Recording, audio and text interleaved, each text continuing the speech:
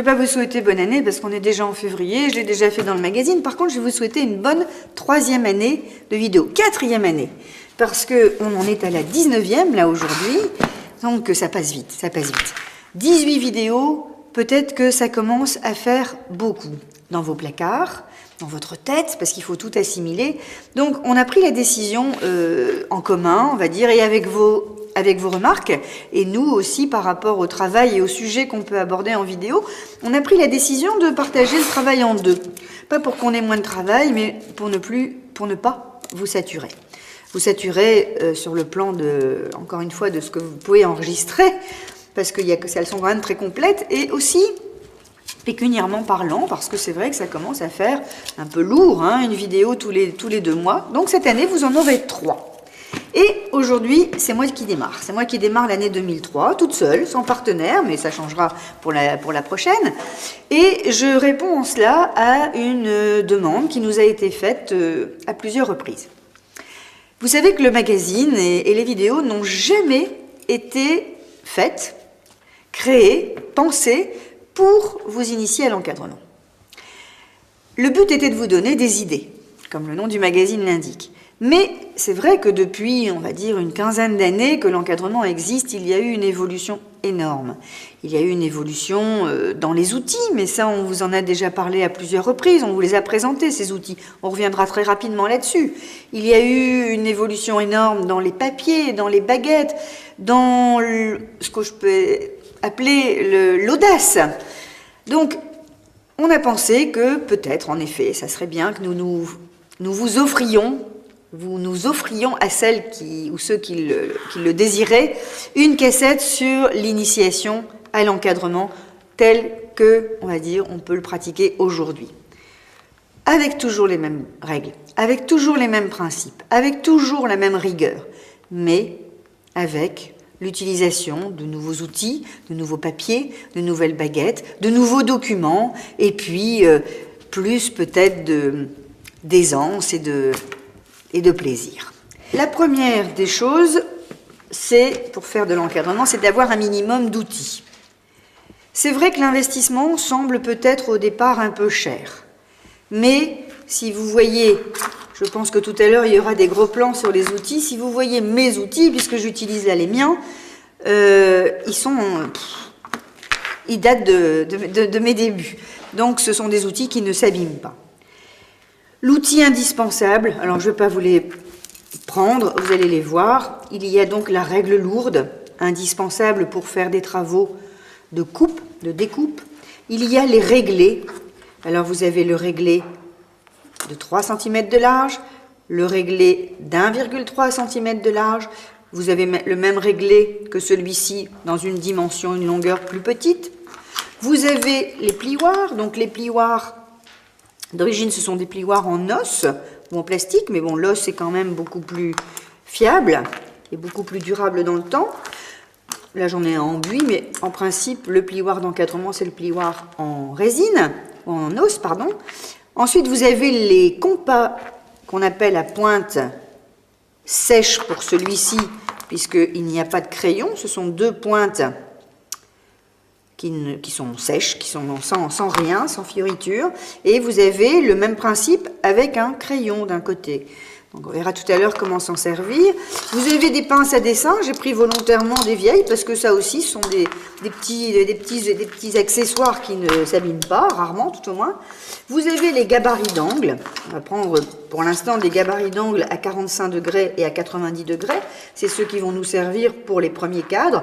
Alors vous en avez des tout simples, vous en avez des perforés pour faire des repères de filets, de plaçage de filets. Et puis vous en avez avec un petit rebord ici, peu importe. Vous avez bien sûr l'équerre. Donc l'équerre, à l'origine, elle était en acier lourd. Et là, c'est la toute petite. Il y en a une légèrement plus grande. Elle n'est pas graduée. Elle sert simplement à faire de l'équerrage. On verra ça ensemble tout à l'heure. Et vous avez le cutter. Le cutter d'encadrement, c'est tout le monde là, je pense, c'est le fameux cutter coudé. Je vous ai mis celui-là. Moi, je pense que ces outils-là, on va voir tout à l'heure que ça peut être utilisé pour de la découpe, par exemple du carton mousse ou de la découpe de papier. Mais le cutter à carton, c'est celui-là. Hein, il faut des cutters, peu importe la marque, peu importe la provenance, il faut des cutters qui soient très très bien pris en main parce que l'encadrement, c'est pas facile. Il faut de la force. Hein, donc, il faut de bons outils. Ça, ce sont les outils de base. On va faire un petit tas sur le côté, on rangera après. Aujourd'hui, voilà ce que vous avez. Aujourd'hui, vous avez déjà des règles. Parce que, à l'origine, ce que j'ai oublié de vous dire, c'est que, et il y en a encore beaucoup qui le font, ceux qui font de l'encadrement d'art, ceux qui apprennent à faire de l'encadrement d'art, découpent le biseau à la main. Hein, vous allez voir tout à l'heure ce qu'est un biseau. Le biseau se découpait à l'aide d'une règle lourde et du cutter qu'on faisait glisser pour avoir une pente. Ça, c'est la véritable façon de faire. On vous l'a montré dans la cassette numéro 11, on a abordé tous les biseaux. Je ne reviendrai pas là-dessus, c'est pas le but.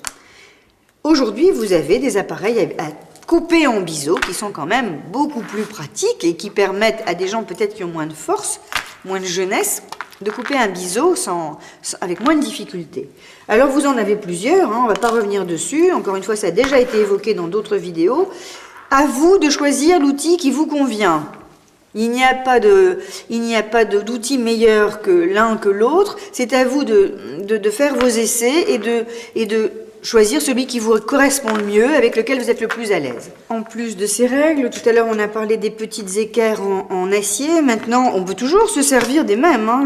Ça n'exclut pas du tout l'utilisation des outils qu'on avait au départ.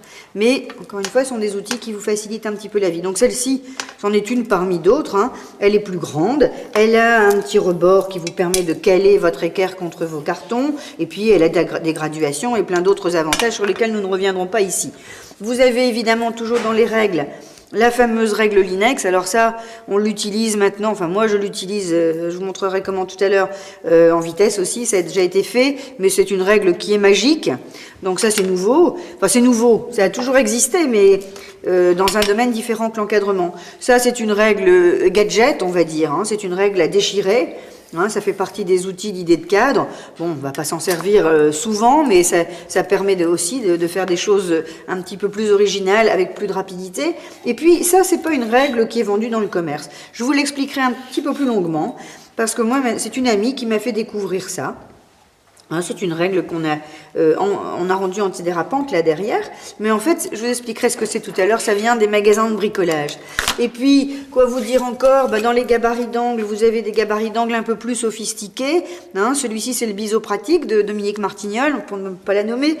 L'angle a été calculé tout juste, c'est-à-dire il n'est pas vraiment à 45 degrés, il vous permet d'avoir des bandes de biseau tout à fait justes, hein, vous n'avez pas de réajustement à faire dans les angles, et puis vous avez des nouveaux cutters, alors il n'y a pas que le nôtre, il y en a d'autres, mais évidemment je vous montre le nôtre. C'est un cutter donc qui est aussi très, très ergonomique, hein, puisqu'on l'a bien en main, et qui aussi a la grande richesse de pouvoir travailler, enfin être utilisé avec deux lames et faire des choses que vous ferez plus tard quand vous serez un peu expérimenté. Et puis vous avez enfin des nouveaux plioirs. Ce sont des plioirs aussi ça c'est Jean Desbats qui nous les a un peu créés pour nous, mais on en avait commercialisé d'une autre provenance. Ce sont des plioirs en résine.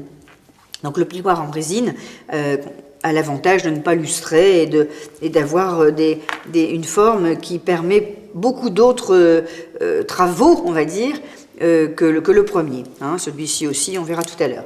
Voilà au niveau des outils, et puis on va passer maintenant rapidement à tout ce qui est papier. Alors ici, on va aller très vite. Hein. Pour les cartons, il n'y a pas eu une évolution spectaculaire. Attendez, parce que j'ai des grands morceaux. Je vais peut-être vous les montrer comme ça. On utilise toujours la cartonnette. C'est vrai qu'aujourd'hui, il y a des cartonnettes autocollantes. Il y en a qui l'utilisent, on peut, mais bon, c'est pas d'une utilisation très facile, et puis ça coûte surtout très cher. Ensuite, vous avez le carton de fond, qui est du carton de 2 mm, hein, dans laquelle, comme son nom l'indique, on va venir fixer la tâche de fixation au mur, et vous avez le carton à biseau. Alors le carton à biseau, c'est du carton qui est plus épais, qui fait quelquefois jusqu'à 4 mm d'épaisseur. Alors ne commencez pas par là, si vous commencez à faire de l'encadrement, prenez du 3 mm, ça sera quand même beaucoup plus facile. Je vais vous montrer tout à l'heure du carton plume et je vous dirai ce qu'on peut faire dans le carton plume. Ça, ce sont les 3 cartons de base, c'est immuable, on se sert toujours de ça. Maintenant, pour les passe-partout, avant, hein, encore maintenant, hein, je ne veux pas faire passer ceux qui font de l'encadrement très classique et qui sont obligés d'utiliser des matières comme ça, donc ça existe toujours, mais pour l'encadrement que nous on va pratiquer, on va peut-être l'éviter. Ça s'appelle du contre-collé. Hein, c'est un contre-collage de verger en général sur un support un peu plus épais. Ça sert à faire des passe-partout. Et puis vous avez les papiers. Quand on n'utilise pas de contre-collé, on recouvre une cartonnette avec du papier. Alors avant, il y avait peu de choix de papier. On utilisait surtout des papiers vergers, des papiers, je ne vais pas tous vous les montrer, hein, des papiers éléphants et bien sûr les papiers, on va dire Canson, hein, Butène, Dallaire, enfin je vais pas citer de marque particulière, tous ces papiers qui sont un petit peu forts et qui existent dans des coloris très variés, plus variés maintenant d'ailleurs qu'avant. Avant, les coloris étaient toujours un peu les mêmes. Donc tout ça, on continue à s'en servir. Par contre, aujourd'hui, là, ça va être un petit peu lourd. Non, maintenant, pas tout de suite, mais après, ça va être un peu lourd. On utilise beaucoup le carton mousse. Le carton mousse existe en 3 épaisseurs différentes, 1 cm, 5 mm et 3 mm. Donc ce carton, on verra tout à l'heure, vous l'utiliserez pour surélever, faire ce qu'on appelle une hausse, ou bien, moi j'avoue que je fais quelquefois des biseaux là-dedans, ça peut être très joli, et si vous avez de bons outils, ça se passe très bien. Là ça va être un peu lourd, c'est maintenant que ça va être un peu lourd, je ne vais pas vous les sortir un par un, je vais simplement vous montrer, voilà, vous savez, pour ceux qui me connaissent, ils savent que je suis une papivore, c'est-à-dire que j'adore les papiers. Donc là-dedans, on va faire un petit truc comme ça, hein. Vous avez tous les papiers fantaisie qui existent aujourd'hui. Alors évidemment, les micro-cannelés dans des couleurs assez vives, et puis tous ces papiers qu'on appelle des papiers naturels, des papiers faits main, des papiers imprimés, qui sont magnifiques, qui se travaillent des papiers réversibles, qui se travaillent très bien, et qui permettent des passe-partout, des biseaux très variés et très sympathiques. Voilà pour ce qu'on va utiliser. On va juste terminer en vitesse avant de commencer à travailler vraiment par les attaches de fixation au dos d'un cadre, ce qu'il est possible de faire et ce que nous allons faire, ce que nous allons utiliser. Bon, il nous reste à voir ce qui colle et ce qu'on va mettre derrière. Alors bien sûr, la colle, je ne voulais pas vous montrer, vous utilisez toujours de la colle vinylique. C'est pareil, peu importe la marque, peu importe où vous l'achetez. C'est à vous aussi de choisir celle qui vous plaît le mieux. Il y en a des plus épaisses que d'autres. Et puis des pinceaux, un petit peu toutes les tailles et indispensable le rouleau. Hein. On verra tout à l'heure. Les crafts, alors au début, avant et encore maintenant, la véritable fixation pour les paquets ou pour fermer définitivement une attache de fond de carton de fond, on utilisait du craft brun, et il y a également du craft blanc qui sert à fixer les gravures, enfin les documents. Aujourd'hui, il y a le même craft, la seule différence qu'il est autocollant. C'est-à-dire qu'au lieu d'avoir besoin d'une éponge et d'eau, ce craft est autocollant. J'en ai déjà beaucoup parlé, je ne vais pas me rééterniser là-dessus. Pour moi, c'est merveilleux. Merveilleux parce que je vous assure que ça ne bouge pas. Si c'est bien utilisé, si on ne l'a pas tripoté avant, s'il est propre, ça ne bouge pas. Et ça, vous l'avez dans toutes ses épaisseurs. Il y en a, si on les met dans l'ordre, il y en a 4. Donc c'est vrai que c'est très intéressant pour faire notamment des paquets quand vous serez bien experte ou expérimentée, des paquets qui sont épais. Vous avez ensuite maintenant les doubles faces, c'est la même chose, les doubles faces, il y en a même encore des plus étroits, ça va servir à beaucoup de choses, ça va éviter aussi le travail. Et les attaches de fixation. Alors, la plus classique, la plus célèbre, on va dire, c'est le ruban dans lequel on vient glisser un anneau. C'est très bien, c'est très fiable, c'est super, mais c'est long. Ça, c'est toujours après terminé par un cache qui est constitué d'une croix de craft. Deuxième façon, ça c'est un petit peu moins prisé par les gens qui font de l'encadrement, ce sont les attaches triangulaires, hein, que vous venez glisser, ouvrir et recouvrir de la même façon, par souci de propreté et de tenue aussi. Et puis vous avez ces petites choses-là qui sont qu'on appelle des lacets métalliques. Hein. Enfin, je ne vais pas les sortir, j'ai déjà fait aussi, ça dans la première vidéo, qu'on fixe comme ça au dos. Et vous avez enfin, ça je vous montrerai tout à l'heure, et c'est ce qu'on va utiliser, je trouve que ça va très vite, ce système d'attache à cloche qui se compose de 4 éléments, un rivet femelle, un rivet mâle, une rondelle et une attache.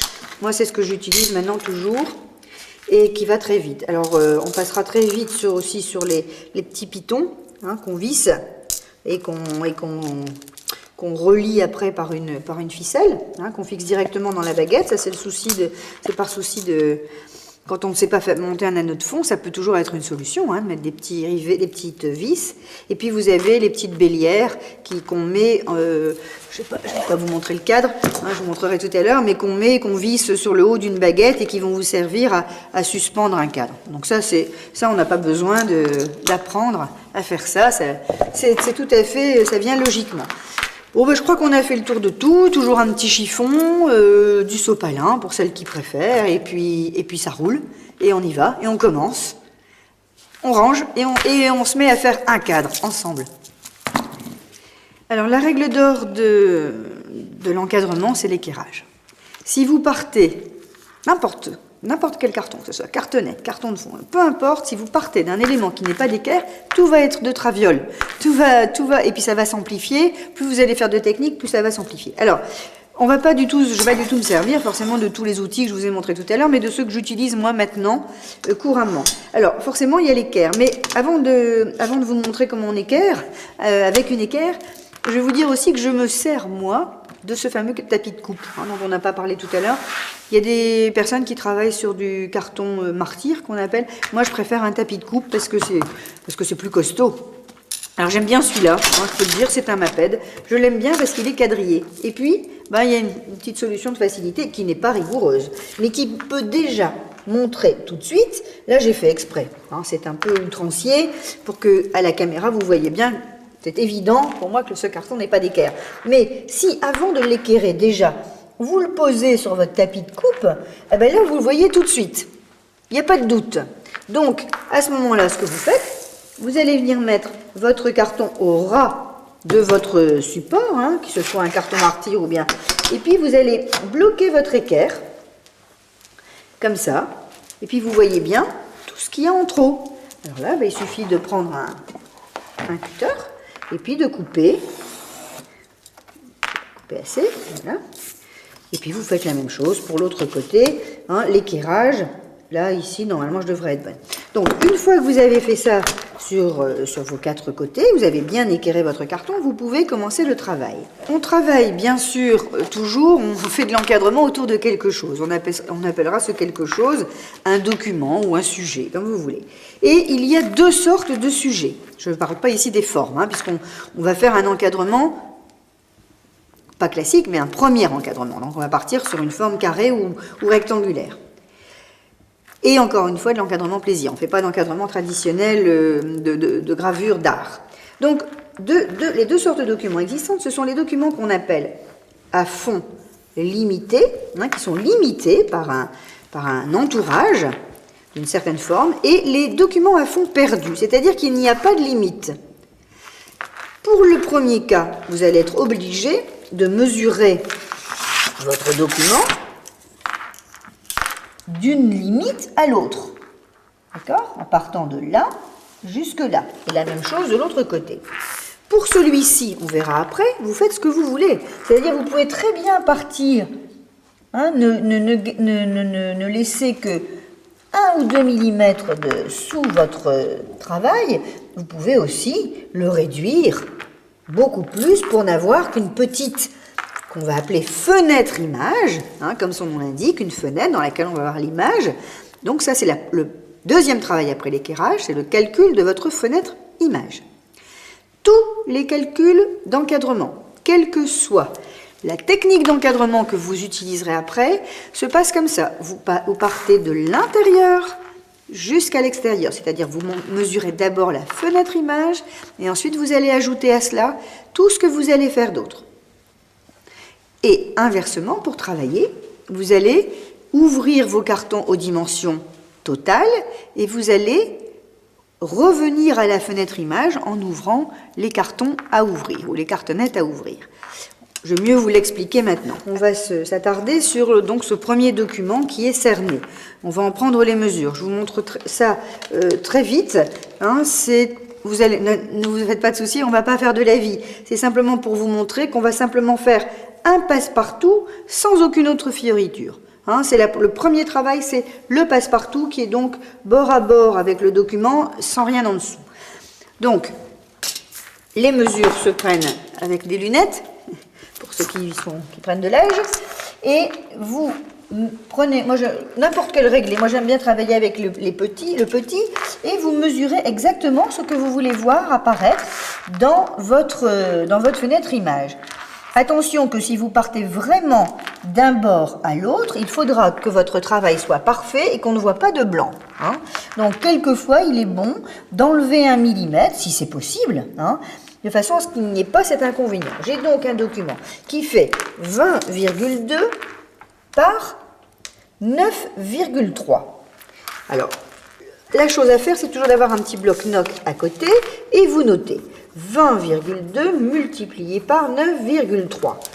Je vais faire un passe-partout régulier, hein, c'est-à-dire que la dimension de mon passe-partout autour de mon image sera identique. Et je vais choisir une mesure relativement courante, classique, qui est de 5 cm. 5 cm, évidemment, ils vont être d'un côté, mais de l'autre. Donc je ne vais pas ajouter à ma hauteur 5 cm, mais 5 et 5, c'est-à-dire 10. De chaque côté, donc 20,2 plus 10, 9,3 plus 10, je m'arrête là, donc je fais mon addition. J'arrive donc à 20,2 multiplié par 19,3. Mon cadre total fera donc 20,2 par 19,3. Donc là, on va couper la cartonnette ensemble, hein, comme ça il n'y aura pas de triche. Alors, je regarde justement. Hein, normalement, c'est un début de cartonnette, mais il faut quand même toujours vérifier si on est bien d'équerre. Apparemment, c'est bon. C'est bon. Donc, je vais mesurer. Je vais la mettre au bord, excusez-moi, pour pouvoir caler mon équerre. Voilà. Donc, je suis bien d'équerre. Impeccable. Alors, 20,2. Hop. Et 20,2. Moi, je travaille au crayon. Il y en a qui travaillent avec la pointe du compas. Mais ça, c'est aussi une question. C'est vrai que la mine d'un crayon a toujours une certaine épaisseur. Mais enfin bon, là, ça n'a quand même pas le quart de millimètre n'aura pas une importance. Alors, je peux tracer mon trait si je veux, mais je peux aussi ne pas le tracer. Et là, j'ai 19,3. Donc, même travail. Toujours 2 points de repère. Pour pouvoir après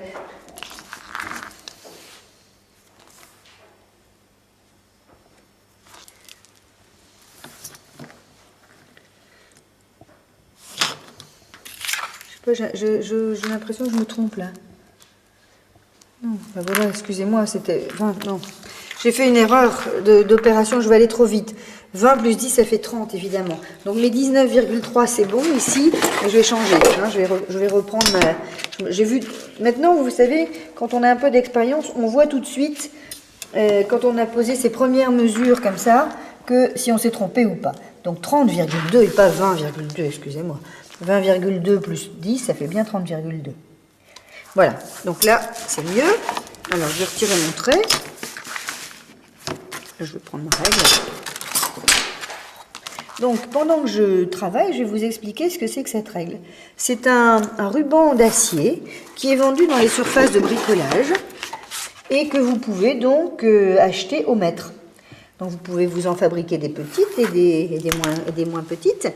Et vous allez avoir une règle qui est complètement antidérapante, à condition bien sûr de fixer de l'antidérapant en dessous, et qui va vous, contrairement à ce qu'on pourrait penser au niveau de son épaisseur, parce que c'est vrai qu'elle est assez fine, on va pouvoir appliquer contre cette règle à la fois une lame de cutter comme un appareil à biseau tout à l'heure. Voilà, donc là j'ai mon passe-partout. Hein, j'ai pas de gomme, si bien sûr j'ai une gomme, donc je vais prendre une gomme, voilà.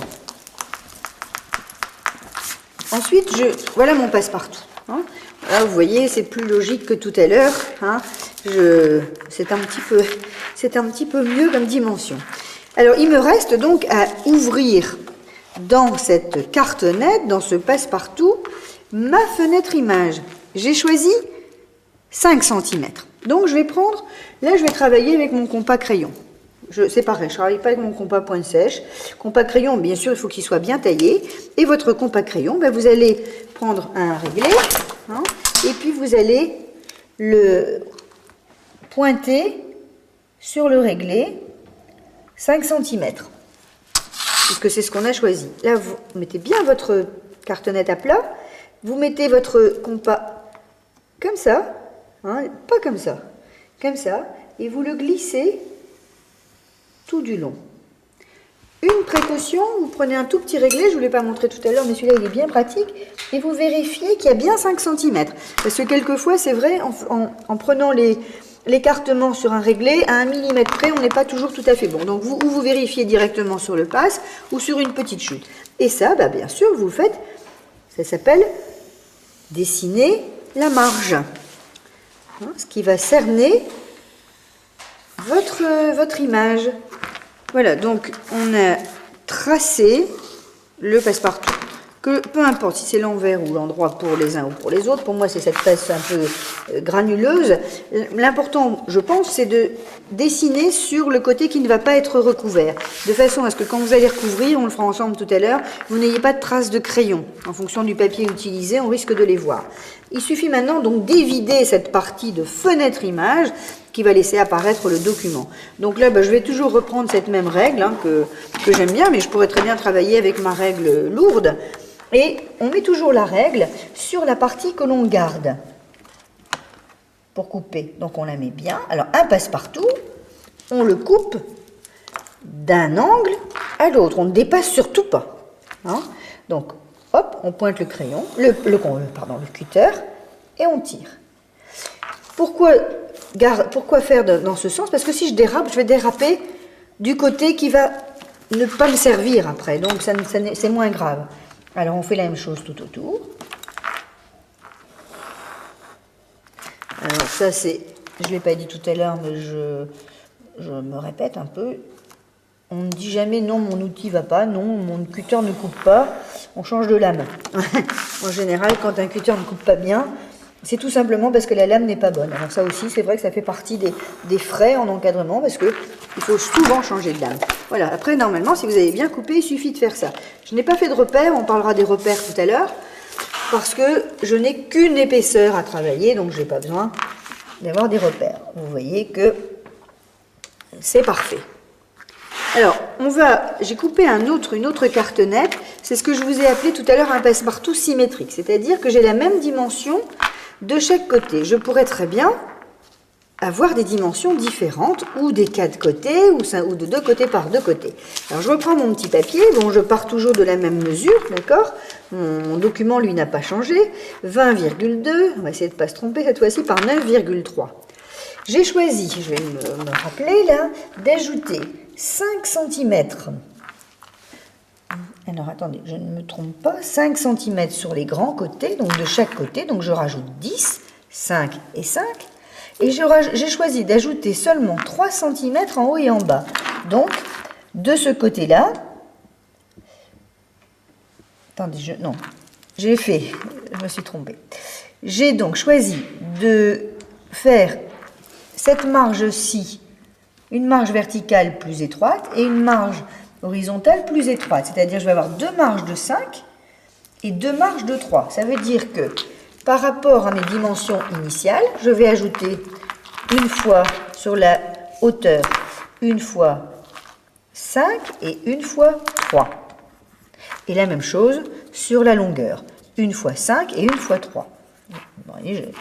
En temps normal, j'aurais fait 8, hein, mais je vous décompose. J'arrive donc à 9 et 5, 14 et 3, 17. Et 5 et 3, 8. J'arrive donc à 28,2 sur 17,3. Voilà, je l'ai coupé, c'était pas la peine qu'on le fasse ensemble. Alors, je vais garder l'écartement initial de mon compas, et puis je vais faire la même chose que tout à l'heure, mais seulement sur 2 côtés. Et puis maintenant, je vais le réduire à 3. Alors là, il suffit de... C'est réaliste, hein. Donc, vous partez... Hop. Voilà, ça devrait être bien. Et sur les 2 autres côtés, ma marge est plus étroite. Voilà. Oh, vous voyez, là, j'ai fait une erreur.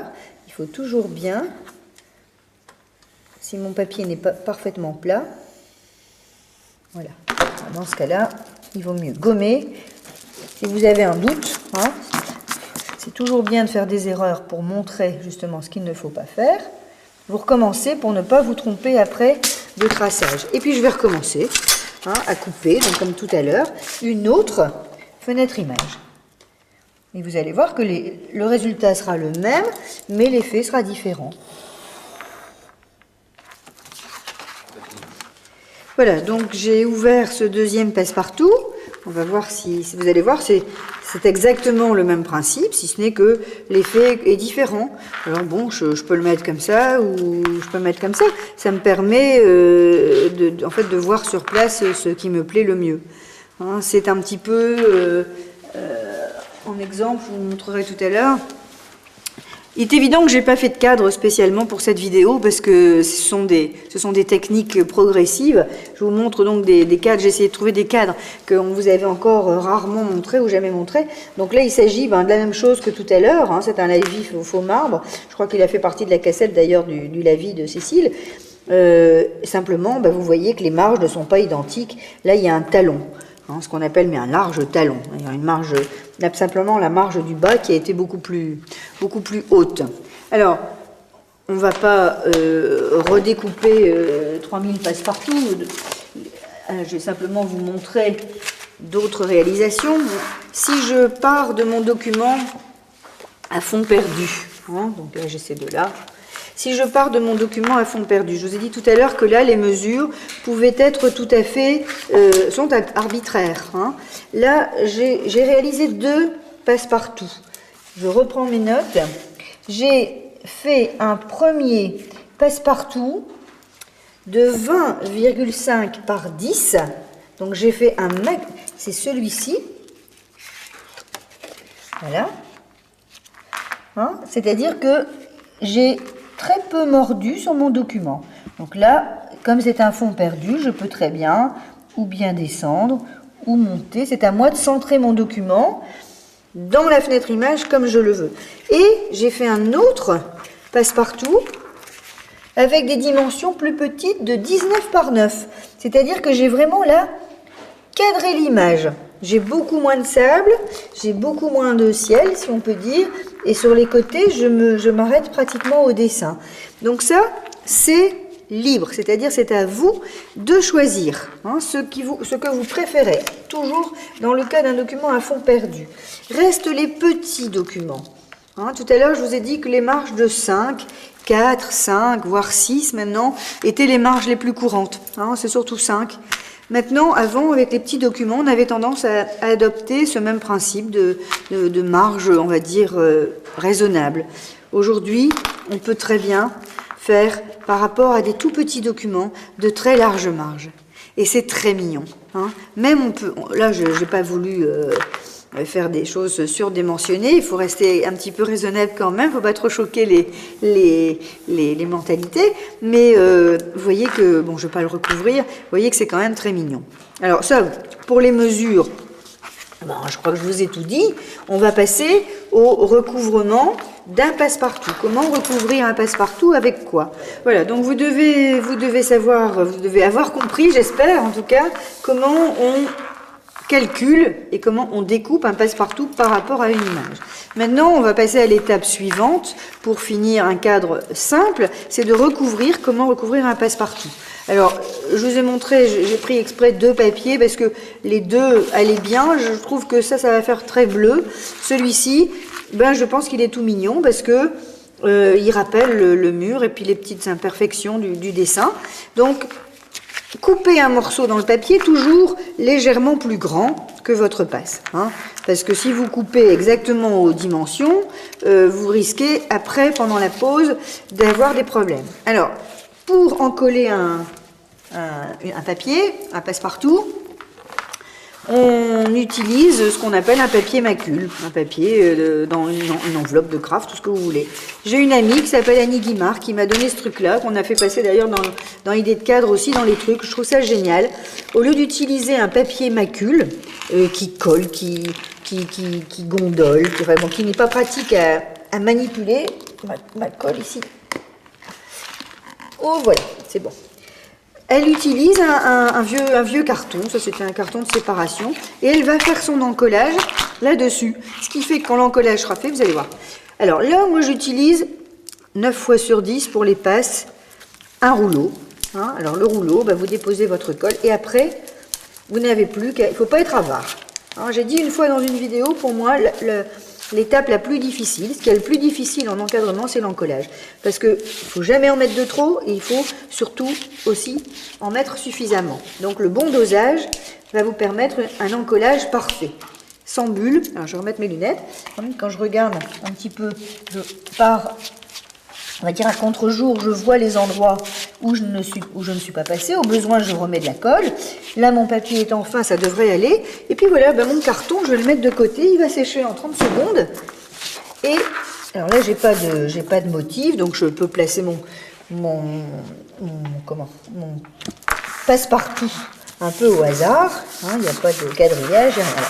Là, je fais un petit coup comme ça derrière. Je retourne tout de suite.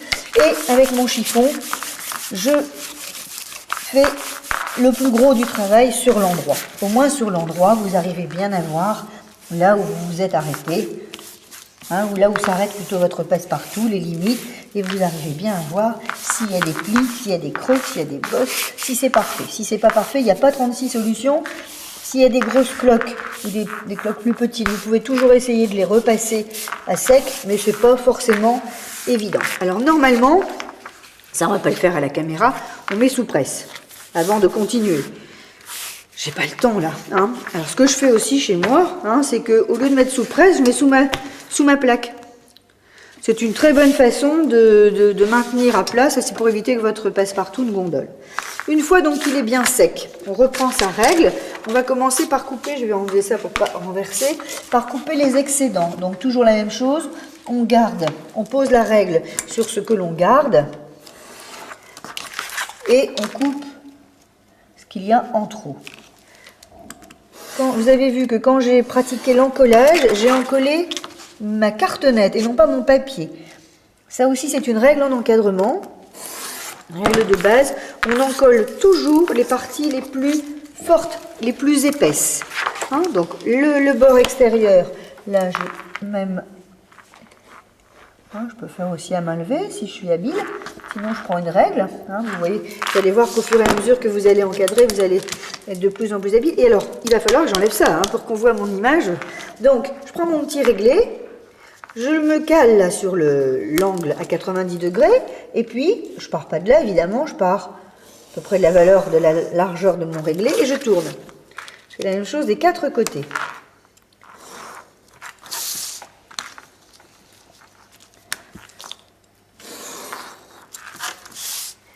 Voilà, donc ça va déjà être évidé. Alors les chutes, vous faites ce que vous voulez, vous les gardez. Alors normalement, il est bien de prendre son gabarit, de se mettre comme ça, et puis de découper.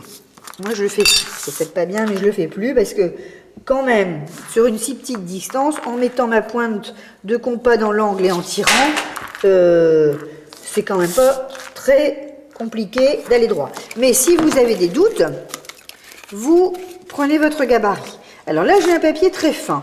Si mon papier n'est pas très fin, je vais prendre, tiens, justement, mon petit plioir crayon. Je vais marquer mes pliures de façon à ce que le rembordement, comment ça s'appelle comme ça, se fasse mieux.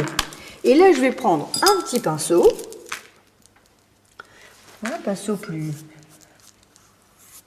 Pas trop de colle, mais assez, toujours la même chose. Voilà. Et un côté à la fois. Voilà, il suffit de déjà avec les doigts. Hein, vous regardez dans les angles si il n'y a pas de jeu.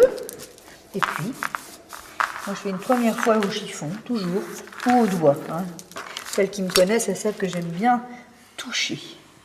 Donc, après vous écrasez comme ceci, et puis vous tournez. Hein. Vous tournez, là, vous voyez, je ne vais même peut-être pas reprendre de colle, j'en ai assez pour un petit morceau comme ça. Hop.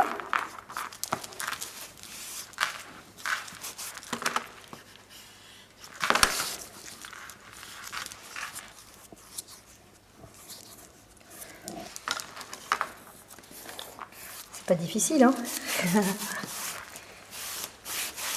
C'est pas difficile.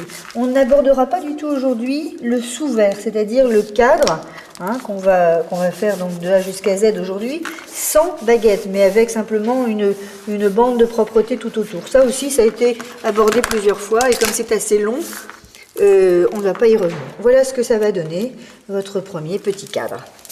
Voilà, il n'y a plus qu'à mettre un verre, une baguette, et le tour est joué.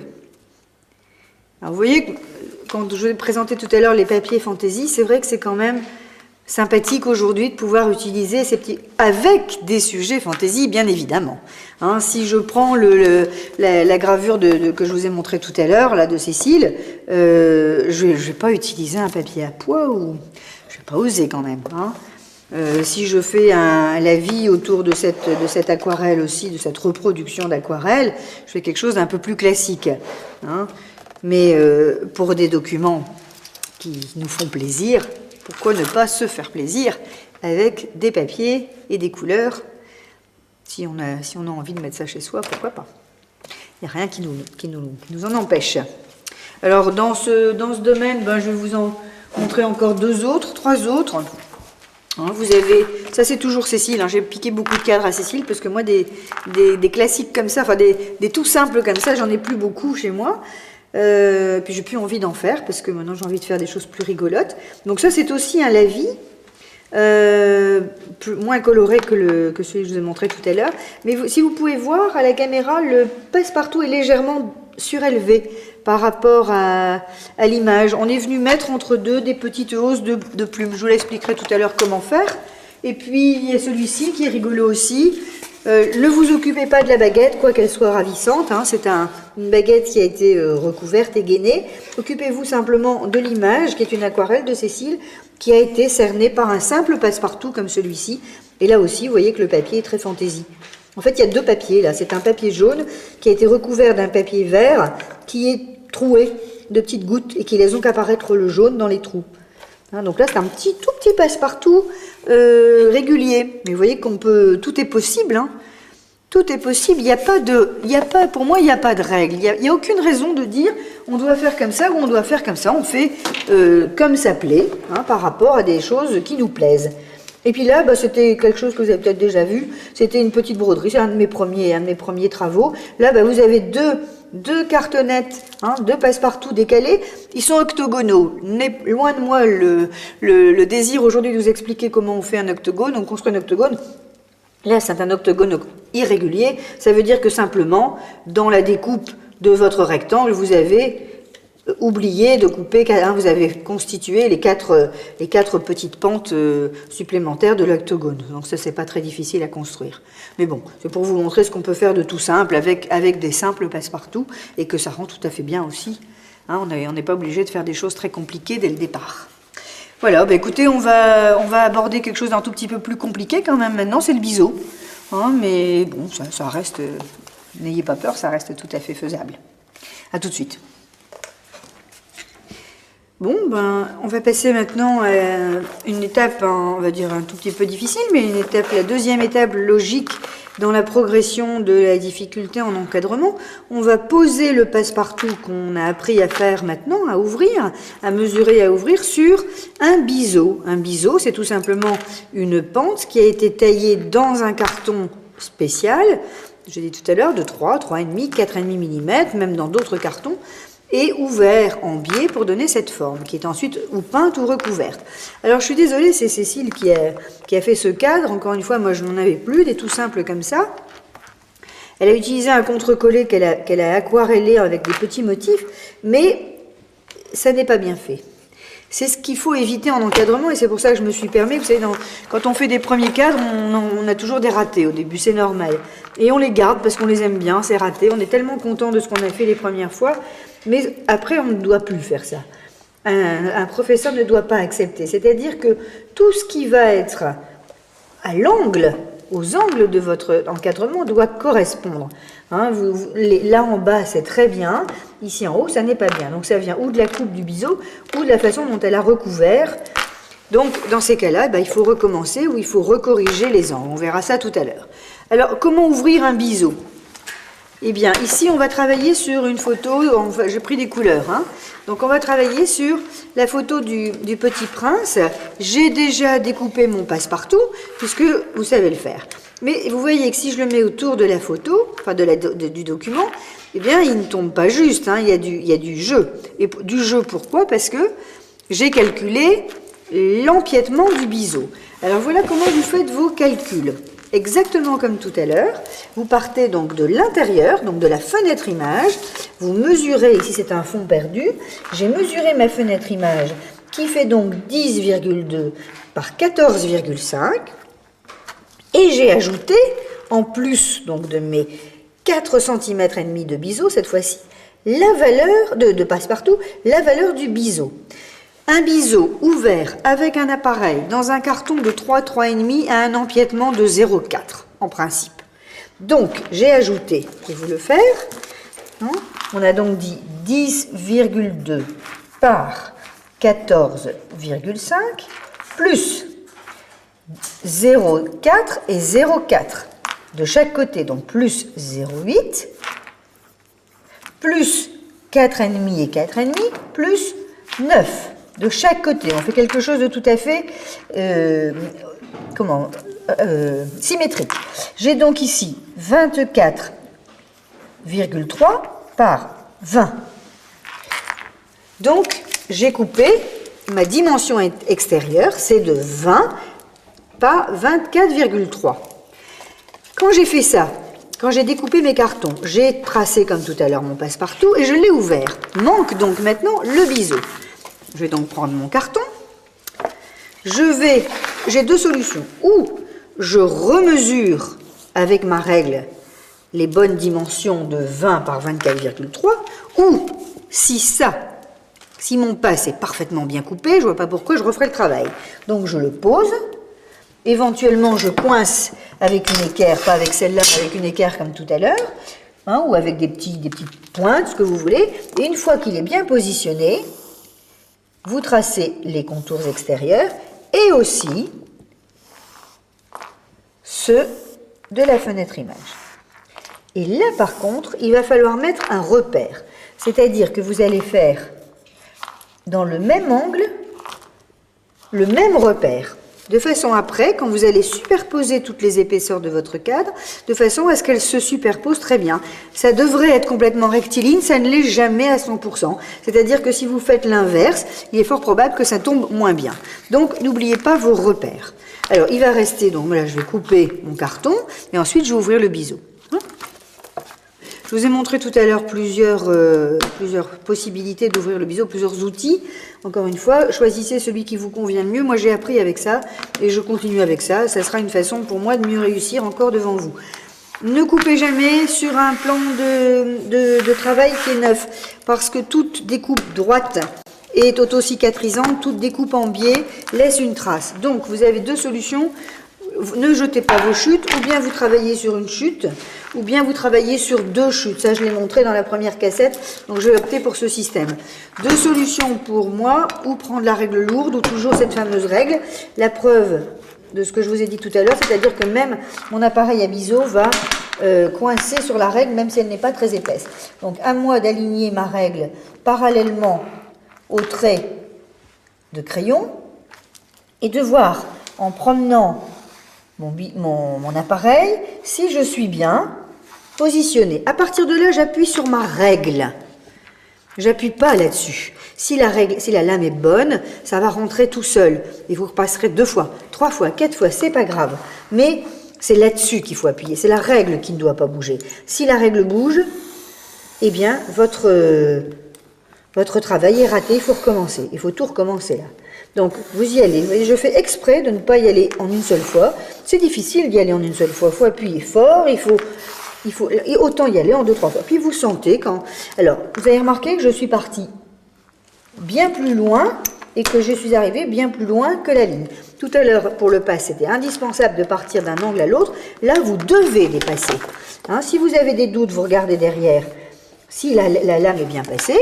Et puis, vous continuez comme ça, des 4 côtés, toujours la règle, en parallèle avec le trait de crayon. Et puis, l'appareil à biseau en place. Et tranquillement, on coupe le biseau. Normalement, 3-4 passages, ça devrait être bon.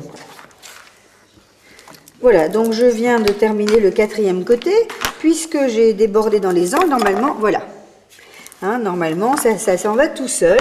Et vous voyez, les traits de cutter sont sur ma chou. Donc ne jetez pas votre chou. Donc maintenant, si je viens poser mon document en dessous, ça devrait tomber bien. Et voilà, ça tombe bien.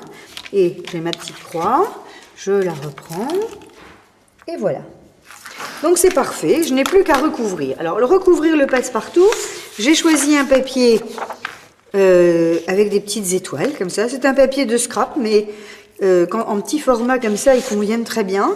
Et pour recouvrir mon biseau, j'ai choisi un papier Parme de la couleur des bottes du Petit Prince. Et ça sera quelque chose de doux, un ensemble doux par rapport aux couleurs quand même assez vives du document.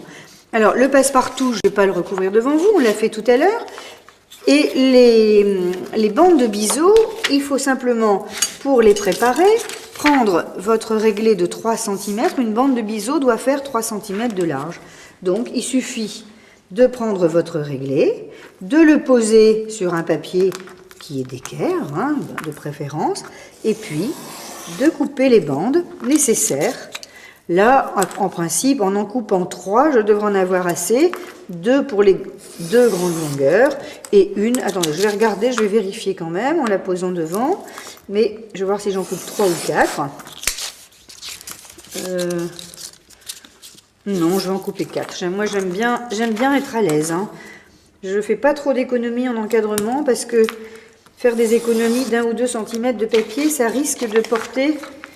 tort après à la finalité. Voilà, donc j'ai mes 4 bandes. Je vais recouvrir mon passe et puis je vous rejoins après pour vous montrer comment faire avec ces bandes sur le biseau. A tout de suite. Voilà, donc j'ai recouvert le passe-partout. J'ai pris le temps de mettre, comme je vous ai dit tout à l'heure, sous mon plan de travail qui est quand même assez lourd pendant les réglages de caméra. Et je vais donc reprendre mon carton à biseau. Pour le recouvrir. Alors, vous avez la solution, je vais prendre une bande assez large, de plier votre bande en 2. Je vais en tailler une. Pour plier votre bande en 2, on va dire classiquement parlant. Hein, voilà. Je vais prendre ma règle Linex qui est une merveille. Et puis je vais, puisque ma bande fait 3 cm de large, je vais aligner mes graduations d'1,5 au bord de la feuille, de la bande, pardon, et je vais donner un coup de plioir. Alors un coup de plioir, un coup d'envers de lame si le papier est épais, et puis je vais plier ma bande en 2. Voilà. Ça, c'est la méthode classique. La méthode plus facile, là je vais couper un tout petit peu plus, hein, j'ai oublié de vous parler des ciseaux dans la panoplie. Voilà, hein, ma bande doit être un peu plus grande que la dimension à recouvrir. Et avec le nouveau plioir, il suffit d'amorcer le pliage en 2 de la bande, de prendre le plioir magique, d'enfiler la bande pliée en 2 dans la fente, en partant du côté biseauté, coincer sur l'envers avec le pouce et tout doucement tirer pour que la bande soit pliée en 2. Ça, c'est vachement pratique. Donc là, je vais avoir besoin de mon gabarit. Il suffit que je le pose bien, je pose la base, on va dire, de mon mont Blanc, ma montagne, contre les bords extérieurs de la bande, et je vais couper un premier angle à 45 degrés. Ensuite, je travaille sur l'envers de mon carton à biseau. Je prends mon crayon, je mets l'angle coupé, mais vraiment au coin, à l'angle, je tends bien ma bande et je fais un petit repère de l'autre côté. Et là, je refais le même travail en faisant en sorte que la pente à 45 degrés de mon gabarit soit sur le point de repère que je viens de faire. J'essaye, sans colle, j'essaye. C'est bon, il ne faut pas que ça soit trop grand, il ne faut pas qu'il y ait de blanc. Il ne faut pas qu'on voit apparaître le carton à dessin. Si vous gardez le repère sur l'envers, vous ne l'effacez pas. Si vous le mettez sur l'endroit, effacez-le. Parce qu'après, une fois qu'il y a de la colle, c'est fini. Alors, moi je travaille en général une bande à la fois. Celle-ci étant bien, je vais la coller tout de suite. Je la laisse en place. Je mets de la colle sur l'envers donc de mon carton. Un peu comme tout à l'heure. Je mets mon carton comme ça, droit. Et puis, avec le doigt, légèrement, j'appuie. Pas la peine d'appuyer plus fort. Vous le mettez à plat, ça va s'écraser tout seul. Et je fais la même chose dessus. Mais dessus, je vais seulement encoller l'aplat du carton. Je n'encolle pas la pente. Là aussi, il y a plusieurs écoles. Ça, c'est la mienne. Parce que quand vous utilisez du papier pour recouvrir votre biseau, quand vous utilisez du papier qui est très fin, eh bien, le fait d'avoir encollé votre pente le fait gondoler. Ici, je n'ai pas gommé mes traits de crayon qui sont apparents parce que mon papier n'est pas transparent. Si ça n'avait pas été le cas, si j'avais utilisé un papier qui risquait d'être transparent, j'aurais gommé le trait de crayon. Alors, je vais faire ça pour tous les angles.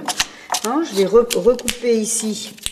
C'est pareil, je vais avoir besoin d'une bande. C'est pas la peine de plier en deux. Plus votre bande est longue, plus il est difficile de plier le papier régulièrement. Donc, autant travailler sur les mesures. Donc, c'est la même chose. Je le renfile dans ma petite fente biseautée. Et tout doucement, pas non plus vouloir aller vite, je tire. Et c'est bon, rebelote. Je prends mon gabarit. J'ouvre un angle. Je me mets à l'angle de celui qui est déjà fait. Je tire bien ma bande. Je fais mon autre repère. Et je recoupe. Et je vais faire ça des quatre côtés. Je vais essayer d'en faire une moche. Enfin, pas moche, mais un peu trop grande. Et je vais vous montrer comment je fais. Celle-là va aller. Je vais la coller tout de suite. Attendez. Ah ben non, regardez. Ben ça, c'est pas la peine que j'en fasse une. Regardez.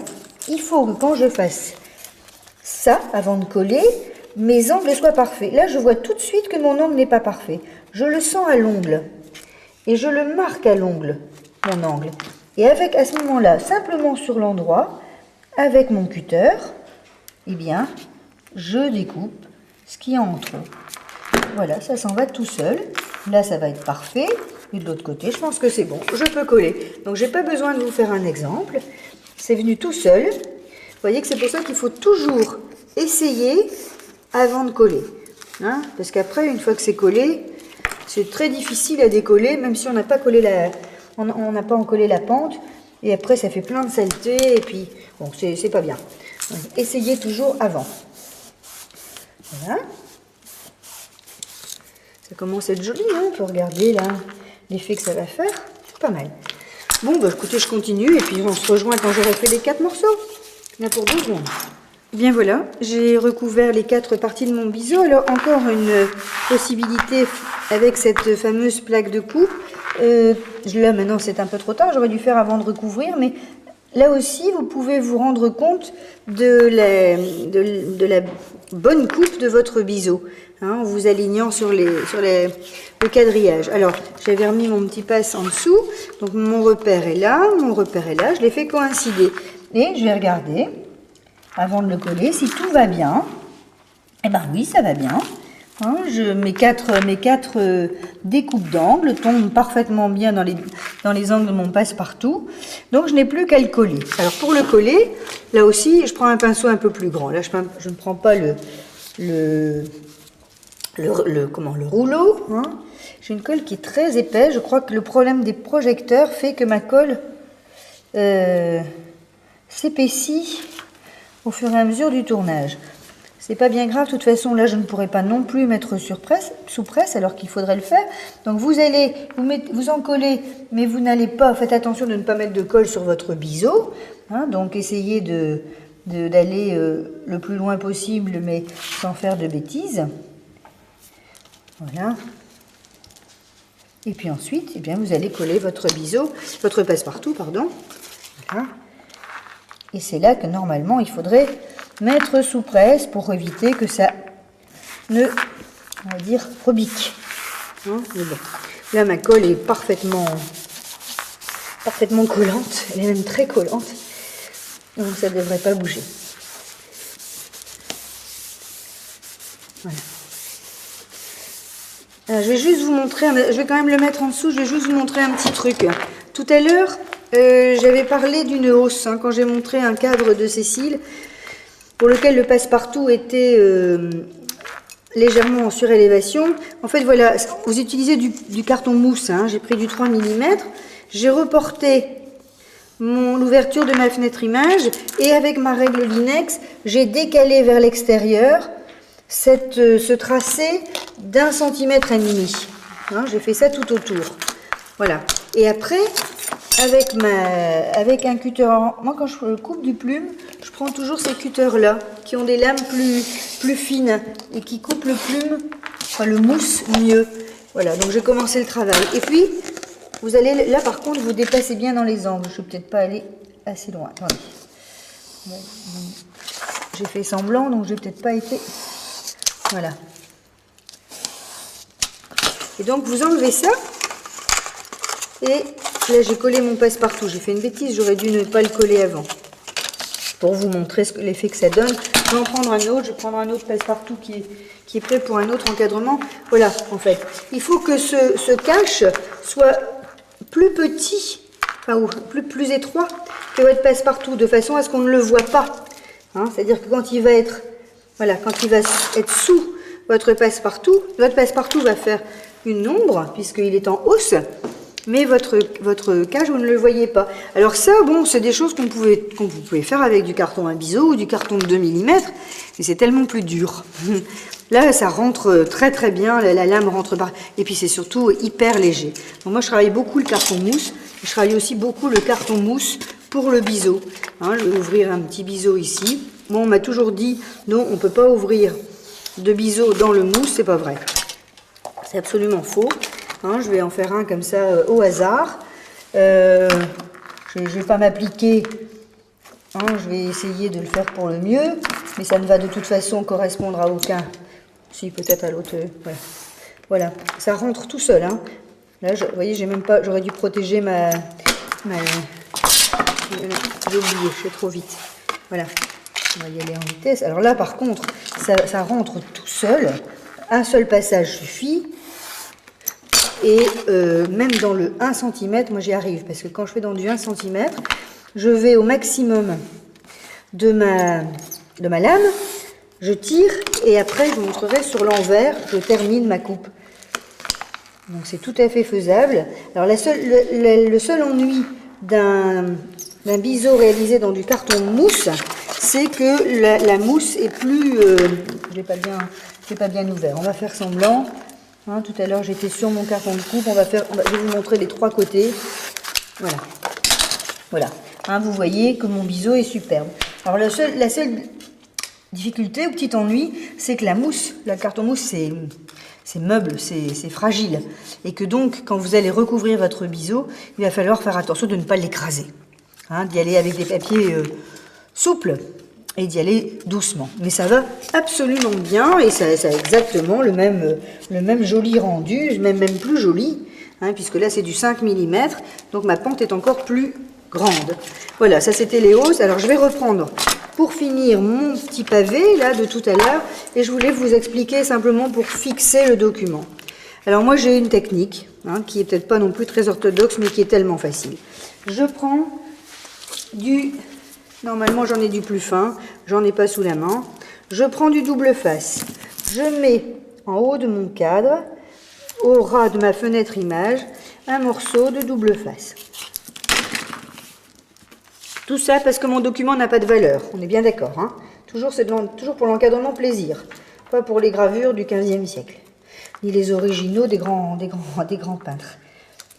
J'enlève ma protection, je mets mon document devant moi, je me mets au-dessus, en porte-à-faux, je vise bien, hein, je me place, et une fois que je suis bien placée, hop, je laisse tomber.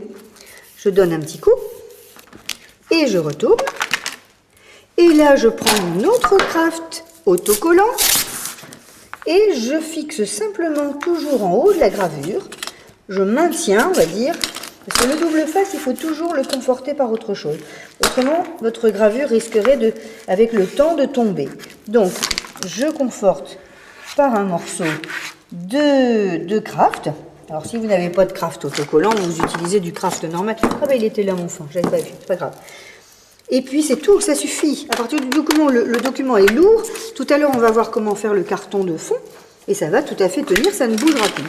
Voilà, alors on a fait notre premier biseau. C'est mignon, c'est gai. Et puis bon, bah, maintenant que vous savez faire ça, vous savez tout faire. Il n'y a plus que tout à l'heure un peu l'ouverture droite qui est un tout petit peu différente. Mais à partir du moment où vous savez prendre vos mesures, découper et recouvrir, bah, après vous pouvez décliner dans toutes les possibilités, les originalités que vous voulez. Alors on va tout de suite passer au double biseau. Hein, là ça va aller beaucoup plus vite. Bon, maintenant que vous savez faire un biseau, je pense que vous avez dû en faire plus qu'un quand même. Hein, parce qu'avant d'arriver à un résultat parfait, à moins d'être surdoué, ça peut arriver, il faut quand même 100 fois sur le métier remettre son ouvrage. Donc maintenant que vous savez en faire un, vous allez pouvoir en faire deux. Ce qu'on appelle le double biseau. Si vous voyez bien ici, c'est facile puisqu'il y a deux couleurs différentes. Il y a un premier biseau, comme celui qu'on a fait tout à l'heure, qui est brun. Et le deuxième biseau, qui est en prolongement, qui est en papier fantaisie, reliure, papier à motif. Ce qui fait qu'en fait, ça vous accentue la profondeur. C'est le but du double biseau. Alors, c'est pas difficile. Simplement, on va revenir quand même sur les mesures, parce que tout à l'heure, on a compté un biseau et le passe-partout. Là, on va en compter un, 2 et le passe-partout. Donc on part toujours de la fenêtre image. Ici j'ai choisi un petit ours, une aquarelle originale d'Hélène Tessier. Et j'ai donc des mesures qui sont 11,5 par 15. Alors 11,5 par 15. J'ajoute comme tout à l'heure les deux premiers biseaux marrons de chaque côté. Ça fait 2 fois 0,4, ça fait 0,8. J'ajoute le deuxième biseau, bah c'est toujours 0,8. Et j'ajoute le passe. Ici, j'ai fait un passe de 5, donc j'ajoute 10. Et j'arrive à un résultat de 23,1 par 26,6. J'ai donc coupé à ces dimensions une cartonnette, un carton à biseau et un carton à biseau. Normalement, il faudrait que je coupe aussi un carton de fond. Mais le carton de fond, on verra ça à la fin. Donc, la cartonnette, j'ai fait comme tout à l'heure, je l'ai ouverte à 5 cm. J'ai fait mon repère. J'ai fait le repère sur le premier carton à biseau. J'ai reporté mon empreinte et j'ai ouvert. Maintenant, je vais poser mon passe-partout. Je vais enlever ça, peut-être qu'on verra mieux. Je vais poser mon passe-partout. Je vais me concentrer sur ce carton à biseau, le numéro 1. Je vais faire mon repère sur le numéro 2. Et puis, je vais bien les aligner. Et je vais faire exactement le même travail qu'avec le passe. C'est-à-dire, je vais reprendre l'empreinte du premier biseau et je vais, comme tout à l'heure, avec ma bande de protection, mon appareil à biseau et ma règle, je vais ouvrir le deuxième biseau. J'ai fait volontairement, avant de commencer, une petite erreur pour vous montrer comment on peut rattraper facilement quand on s'est trompé. J'ai découpé mes biseaux volontairement dans du carton de 2 mm, ce qui fait que mes mesures vont faire en sorte que elles auront été calculées trop juste. Vous allez voir, on risque de voir un petit peu de vide. Je coupe mon biseau et on se retrouve tout à l'heure pour voir ce qu'on va utiliser comme couleur. J'ai donc ouvert le deuxième carton à biseau, celui qui va être contre le document. Si vous voulez ne pas vous tromper, vous mettez des numéros, mais c'est logique puisque le 1 va venir au-dessus du 2. c'est parfait. Et le passe-partout va venir au-dessus de tout ça. Alors je vais regarder si mon nounours va bien. Eh ben oui, ça va. Ça va, je pensais que ça allait être un peu juste parce que j'ai pris des cartons à bisous un tout petit peu plus fins. Donc j'avais peur que mes 0,8 ne soient pas la bonne mesure. Mais si ça va, c'est bon. Je vous montrerai quand même un petit truc après parce que c'est juste presque au ras. Donc j'ai choisi des papiers. Alors l'aquarelle étant d'un blanc un peu cassé, je vais faire un passe-partout en blanc un peu à peu près du même ton. Papier un peu matière, papier un peu tissu. Qui rappelle le fond blanc. Et puis, comme ce petit nounours a un pull qui est, on appelle ça en jacquard, j'ai pris aussi des papiers de scrap qui rappellent les couleurs, un peu de Noël. Et puis, je pense que je vais en faire un comme ça et un comme ça. Voilà, vous faites des essais de la même façon avant de choisir vos papiers. Quand vous avez des trop grandes feuilles, vous coupez des petits bouts pour ne pas avoir des papiers sur toute la table, c'est encombrant, donc vous faites comme ça. Et puis une fois que vous avez fait ça, vous regardez, éventuellement vous pouvez même enlever les passes, vous regardez si les couleurs vont bien, et comme les couleurs moi, me plaisent, je vais recouvrir donc mon passe avec ça, je vais tailler des bandes de biseau dans ces deux papiers, et puis je vais recouvrir, donc on se retrouve après pour voir l'effet final. Donc j'ai recouvert mon passe-partout de ce fameux blanc cassé, c'est un papier qui pluche, alors faire attention en le manipulant, surtout avec le chiffon. J'ai recouvert mon premier carton à biseau de petits pois et j'ai recouvert mon deuxième carton à biseau de ce fameux papier rayé que j'ai mis donc dans le sens perpendiculaire à la pente. Quelquefois ça tombe bien, quelquefois ça tombe pas bien. Si vraiment un jour vous devez faire concorder dans les angles des motifs, il faut presque calculer votre ouverture en fonction de l'écartement de vos motifs. Mais bon, là, c'est vraiment pas très gênant. Alors, je vais voir ce que ça donne, mon petit nounours. Et puis, je vous vais expliquer quelque chose en vitesse, au cas où vous vous trompiez. Vous voyez, c'est mignon. Moi, je trouve ça très, très mignon. Ça fait très Noël. Alors là, vous voyez, c'est juste, mais bon, ça peut aller, il n'y a pas de problème. Si vraiment c'était trop juste, eh bien, vous avez les solutions de mettre en dessous, je vais prendre les mêmes papiers, donc entre la gravure, entre le document et le bloc biseau passe-partout, un petit filet. Alors évidemment, il aurait fallu le choisir en uni d'une autre couleur, je n'ai pas les papiers sous la main. Alors ce filet, vous pouvez le coller droit, le découper un petit filet, le couper droit, mais vous pouvez aussi utiliser cette règle-là rigolote que je vous ai montré tout à l'heure, la règle à déchirer, et puis à ce moment-là, ça va vous faire un petit dépassant déchiré. Voilà, ça aurait été mieux encore une fois en uni, mais voilà, Je vais essayer de mettre bien mon... Voilà. Ça, c'est pour quelquefois... Même si vous n'avez rien à rattraper, ça peut être quelque chose de tout à fait mignon, même si vous n'avez pas fait de bêtises. Mais alors, si vous avez fait une bêtise, là, ça permet de ne pas tout jeter, pas tout recommencer, en faisant un petit rajout comme ça, encore une fois, ou droit coupé à la règle. Ou bien, alors ça, par contre, moi quand je colle des papiers fins comme ça en dépassant, je les colle au double face. Je mets derrière mon pavé ici total, je mets un morceau de double face et je viens faire coller mon petit dépassant comme ça en travaillant sur l'endroit et en regardant comment je veux le voir dépasser. Mais au double face, c'est plus prudent. Au double face, vous êtes sûr que ça ne gondolera pas. Alors on va refaire la pyramide. Voilà, je vais vous le mettre à l'endroit. Et puis on va passer, attendez, je vais peut-être vous en montrer un autre qui était fini, là, de Cécile aussi. Voilà. Alors là, il y a une toute petite nuance. Essayez de ne pas en tenir compte parce que je ne peux pas vous expliquer aujourd'hui, parce que vous débutez, donc ce sera un peu difficile. Il y a un double biseau qui est séparé par ce qu'on appelle une petite sous-carte. Évidemment, il a fallu la compter aussi dans la mesure. Il y a un tout petit passe-partout d'un papier qui correspond, qui rappelle la carapace de tortue.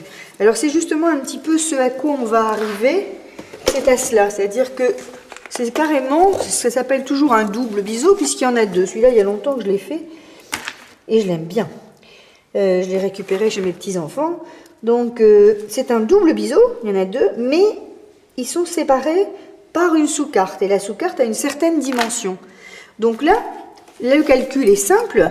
Je suis partie, je vais vous faire le calcul comme ça, hein, vous allez comprendre. Si je pars, j'avais pris des mesures ici, mais ça va peut-être être trop long pour que je le réalise. Si je suis partie là par exemple d'une carte qui faisait 22 par 7,5. C'était celle-ci, je vais vous la montrer. C'était celle-ci. Hein. Je suis partie de cette carte-là. Bon, on va mettre ça de côté.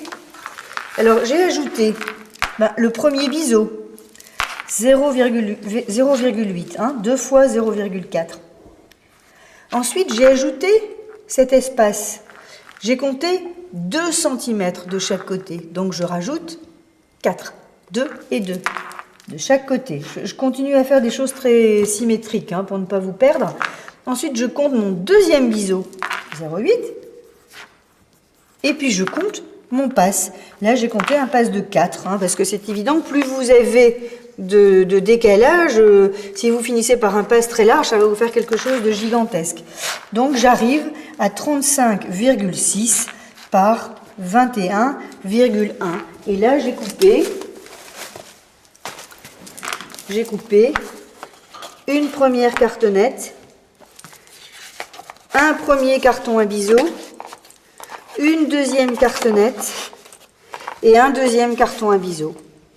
Je ne vais pas vous le faire parce que c'est exactement le même travail qu'ici, si ce n'est qu'entre les deux biseaux, j'ai un décalage que j'ai donc compté dans mes mesures. Hein? Voilà, pour arriver à un résultat comme celui-ci. Alors, on va terminer par quelque chose d'assez simple aussi, c'est ce qu'on appelle à tort un biseau droit et qui est en fait une ouverture droite. Hein, bon, je répète, vous savez, je crois qu'il faut être tolérant avec les termes. Moi, j'entends toujours dire, et il y a plein de livres où on dit biseau droit. C'est vrai que c'est un lapsus parce qu'un biseau, c'est en pente. Mais n'ayez crainte, si vous entendez ça, c'est pas grave. C'est pas grave. Moi, je vais appeler ça ouverture droite. Donc, vous n'avez pas besoin d'appareil à biseau. Vous avez besoin d'une règle, d'un cutter et vous allez ouvrir droit. Ce qui veut dire, évidemment, on va le faire ensemble maintenant parce que je vais vous montrer comment le recouvrir. Ce qui veut dire que vous n'aurez pas besoin de rajouter de valeur de biseau puisqu'il ne vient pas déborder sur l'image. Mais quoique, on peut le faire quand même déborder. On va voir ça tout de suite.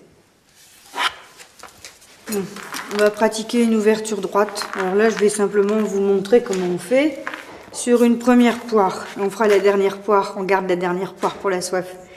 Donc, sur les deux documents identiques, je vais vous montrer comment ouvrir une ouverture droite par rapport à un document. Donc, j'ai calculé ma fenêtre image, là c'est facile, elle était cernée. J'ai découpé mon passe-partout, je porte mon passe-partout toujours sur le même carton à biseau. Sur le même carton, sur un carton plume, sur ce que vous voulez.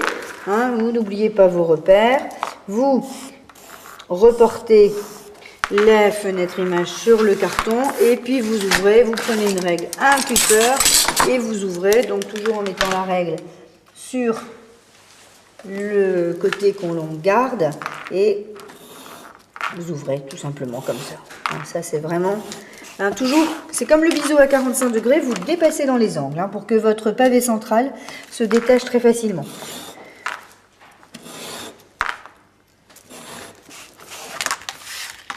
Là, ça n'est vraiment... Alors là, c'est le cas de l'ouverture droite qui est au ras de la fenêtre image, hein, au ras du passe-partout plutôt. On va en voir simplement la tranche, ça va faire comme un petit relief, ça va être pratiquement imperceptible. Et l'autre poire, on va faire autrement. Voilà. Hein. Hop. Donc, si je remets comme ça, vous voyez, ça fait simplement un relief, en fait, comme on avait fait avec le carton mousse tout à l'heure. Mais ce relief, quand je vais l'avoir recouvert, il va faire une tranche colorée sur ma poire. Maintenant, je vais prendre l'autre poire. Alors, c'est la même chose, hein, ce sont les mêmes dimensions. J'ai donc aussi ouvert mon passe-partout. Là, par contre, je voudrais qu'on voit un tout petit peu mon ouverture droite. Donc, j'ai entré, je ne sais pas quoi c'est ça, je prends de l'autre côté. Donc, la même chose. Mes repères, toujours. Ça, il ne faut surtout pas oublier. Je vais faire un petit zougougi. Vous faites ce que vous voulez comme repère. Hein. Et puis, vous reporter. Et là, je vais rentrer ce tracé vers l'intérieur de telle sorte que quand mon cadre sera fini, mon carton à biseau, mon ouverture droite, déborde de quelques millimètres, qu'on la voit mieux, qu'elle cerne mieux mon document. Donc je prends ma Linex, toujours ma règle magique. Par contre, il ne faut pas faire dépasser de trop, hein, parce que sinon c'est pas beau. Là, je vais faire 2 mm, 2-3 mm, c'est bien. Donc vous voyez qu'avec cette règle, avant, il y en a encore qui le font, hein, celles qui ne l'ont pas ou qui ne veulent pas s'en servir, eh bien, vous prenez un réglé, vous prenez un compas point de sèche, vous prenez ce que vous voulez comme instrument de mesure, et puis vous reportez tout autour et vous tirez vos traits. Avec ça, ça va quand même beaucoup plus vite. Il faut toujours vraiment, c'est au quart de millimètre près, hein, l'encadrement, il faut vraiment être bien et d'équerre et faire des choses régulières partout. Alors, je fais la même chose que tout à l'heure, hein, mais si vous avez peur de vous tromper, vous faites des petites croix ou des petits repères sur les lignes sur lesquelles vous devez aller. Hein, comme ça, vous ne vous trompez pas. Parce que ça aussi, c'est des choses qui arrivent au début. On se trompe, mais c'est normal. C'est le métier qui rentre, me disait ma mère. Voilà, donc j'ai ouvert exactement de la même façon que tout à l'heure. En rentrant, vous allez voir que, du coup, j'avais calculé ça. Hein. J'avais calculé pour avoir la même fenêtre image. Donc, j'avais calculé ces 2 mm fenêtre image, plus 2 mm, 2 mm, plus 4 mm, plus le passe. Donc, vous allez voir que si je repose mon passe, vous voyez déjà maintenant, même avant de recouvrir, que mon carton à biseau dépasse, que mon ouverture droite dépasse. Alors, je vais recouvrir mon passe avec ce papier qui est un peu chiffonné, qui est verdâtre, et je vais recouvrir ensuite mes bandes de biseau. Je vais mettre de l'autre côté, je suis plus habile. Voilà, hein, je vais faire un petit, vous voyez, ça va cerner mon document. Et là, je ferai certainement la même chose, les mêmes couleurs, mais encore une fois, mon ouverture droite sera plus discrète. Donc, ça, je vais le faire hors caméra. Et ça, je vais vous montrer comment faire. Hein, vous coupez donc des bandes déjà de 3 cm. Ça, c'est une chose certaine. Après, je vous montrerai comment les plier et comment les couper aux angles. Vous allez voir, c'est pratiquement pareil. 2 petites secondes et je reviens. Voilà, donc j'ai préparé le travail. Mon passe-partout est recouvert. Vous voyez que des papiers comme ça, en plus de ça, sont des papiers qui sont d'une facilité à travailler merveilleuse. J'ai donc coupé mes 4 bandes de biseau exactement comme je vous l'ai montré tout à l'heure. Je les ai pliées en deux, j'ai coupé un angle à 45. Je suis venue me mettre sur l'endroit ou sur l'envers, c'est la même chose puisque c'est droit, donc c'est la même ouverture. J'ai fait mon repère, j'ai coupé le deuxième côté à 45 degrés. Et comme je les ai préparés à l'avance, ce que vous pouvez faire vous aussi, plutôt que de faire comme moi tout à l'heure au fur et à mesure, j'ai donc numéroté ma bande et l'intérieur, hein, et le côté correspondant. Maintenant, la seule différence, moi c'est ma façon de faire. Maintenant, il y a plein d'autres façons de faire. C'est moi qui fais la cassette, donc je vous explique ma façon. Alors, je prends ma bande, je reprends mon petit gabarit, et le petit gabarit, je vais utiliser l'angle à 90 degrés. Je vais garder une partie, une moitié de ma bande à 45, et l'autre moitié, je vais la couper à 90 degrés. La même chose ici. C'est le côté à 45 degrés qui va venir au-dessus. Vous allez comprendre pourquoi après. Je suis un peu généreuse en colle. Voilà, donc là je me mets bien comme ça. Toujours, je me base toujours sur l'arête, hein, sur la pliure de mon papier. Donc, là, il faut faire surtout attention, je ne l'ai pas essayé avant, je les avais essayés tout à l'heure. Hein. Il faut bien faire attention de ne pas voir de blanc dans les coins. Donc mon arête étant bien sur l'arête du carton à biseau, je vais écraser, je cherche mon chiffon, hein, donc j'aplatis de ce côté, je passe, alors là il y a un côté qui est super, dans ce plioir c'est celui-là, qui est spécial, cet angle-là qui est spécial pour les ouvertures droites, et puis derrière, je vais coller la petite partie restante. C'est pareil, je ne mets pas de colle sur la tranche. Je vais faire la même chose. Alors la 3 c'est ici. Donc je coupe à 90 degrés la partie qui va aller derrière. Donc c'est bien la 3. Donc je colle, je mets de la colle là. Dommage que vous ne puissiez pas parler, vous me diriez pourquoi j'ai coupé à 45 degrés sur l'endroit. J'ai fait une petite erreur, on voit mon trait de crayon, donc je le gomme avant. Hein. Parce qu'après c'est très difficile de gommer les traits dans les coins. C'est pas une erreur, c'était un oubli. Voilà. Donc, comme tout à l'heure, hop, je prends mon pliant, j'écrase bien là, et j'écrase bien là. Bon, ça donnera la réponse à l'énigme tout à l'heure. Hein. Je vais finir, et puis vous verrez tout à l'heure pourquoi j'ai coupé à 45 degrés. Donc voilà, j'ai recouvert mon ouverture droite. Donc de ce côté, il n'y a aucun blanc. De l'autre côté, qui est l'envers, on s'en fiche, on va dire. Alors pourquoi j'ai fait des angles à 45 degrés? Parce que quand je vais poser mon passe-partout, comme l'ouverture droite dépasse, bien, il faut obligatoirement, si ça avait été droit, je vais faire sur l'envers, vous allez voir tout de suite la différence. Et ben voilà, j'ai 4 petits coins blancs. Hein. Donc il faut obligatoirement toujours sur l'endroit d'une ouverture droite que vous ayez des angles qu'on ne voit pas du tout apparaître le carton. Voilà. Hein. Voilà ce que ça va donner. Ça va cerner. Voilà. Et la même chose, de toute façon, même quand je recouvre une ouverture droite qui est bord à bord avec un passe-partout, je fais toujours cette formule-là, cette façon de faire, parce que même quand c'est au ras, on risque de voir des petits bouts de blanc et c'est pas beau. Donc le travail n'étant pas beaucoup plus compliqué, autant le faire directement. Alors écoutez, je pense qu'on a fait vraiment le tour d'un premier... On a même fait un grand tour. Hein. On récapitulera après en conclusion, mais on a fait un grand tour de ce que vous pouvez faire si vous vous lancez dans l'encadrement. Toutes ces étapes vont vous permettre de revenir, hein, de faire des arrêts sur image éventuellement pour voir comment vous pouvez faire, mais vous voyez que ça n'est pas difficile. La seule chose qui est nécessaire, c'est de la précision, encore une fois, et ça on ne le dit jamais assez. Hein. Il nous reste deux choses à faire, parce que quand même, votre cadre, il faut bien que vous l'accrochiez au mur. Si vous êtes arrivé à ce résultat-là, il faut bien aller jusqu'au bout. Donc on va prendre le carton de fond, hein. C'est le carton qui va être derrière le cadre et qui va permettre ensuite de l'accrocher au mur. On va donc mettre un anneau. Je vous ai dit tout à l'heure que moi j'allais travailler avec les anneaux, les attaches arrivées. Donc il ne faut pas vous tromper de sens, il faut prendre la moitié de la largeur ou de la hauteur. Et surtout, ça arrive souvent aussi, qu'on se trompe, qu'on se retrouve avec un anneau là, avec un cadre qu'on doit accrocher en vertical. Donc je vais prendre ma moitié. Là j'ai 19. Donc 19 divisé par 2, ça fait bien 9,5.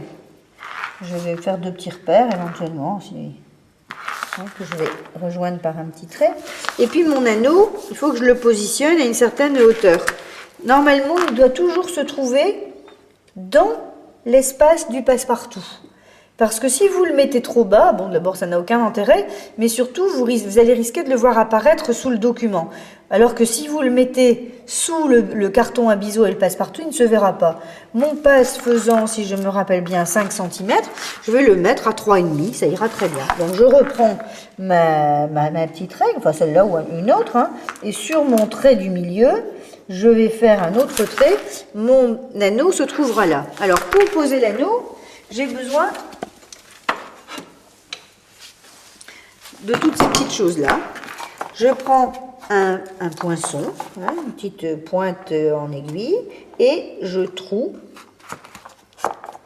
là où j'ai fait mon repère. Ensuite, je prends mes petites attaches. Alors, je répète, un rivet mâle, un anneau, une rondelle et un rivet femelle. Je mets le rivet mâle dans l'anneau et j'enfonce. Ça, c'est tout simplement pour protéger, l'anneau est fait pour protéger le carton et aussi pour ne pas que avec le poids du cadre, dans le cas d'un cadre lourd, le rivet mâle passe par le trou, finisse par passer par le trou. Ensuite, on va dégrossir autour du rivet, on va enlever le surplus de carton, hein, ce qui a fait le carton qui est sorti du trou quand on a enfoncé le rivet. Voilà. Et puis, il ne reste plus qu'à... Là, ne faites pas attention à ça, c'était mes petits repères personnels. Ensuite, il vous faut absolument travailler sur une enclume. Hein, celle-là est grande, mais il y a des petites enclumes. Vous posez donc votre carton, vous prenez votre attache. Le côté bombé de l'attache va être au-dessus. Je mets le rivet femelle donc dans le trou, comme ceci, et je vais poser le rivet femelle sur le rivet mâle. Je prends ce qu'on appelle une petite bouterolle, qui est en fait un petit tamponnoir qui a une face légèrement concave, cette face épouse le rivet. C'est pas indispensable, mais ça sera plus joli parce que vous n'allez pas écraser le rivet. Vous posez la bouterolle sur le rivet et vous ouvrez. Ça fait beaucoup de bruit là. Preneur de son. Voilà. Et vous sentez, quand c'est bien fixé, c'est bon. Voilà, c'est propre. Ça va vite.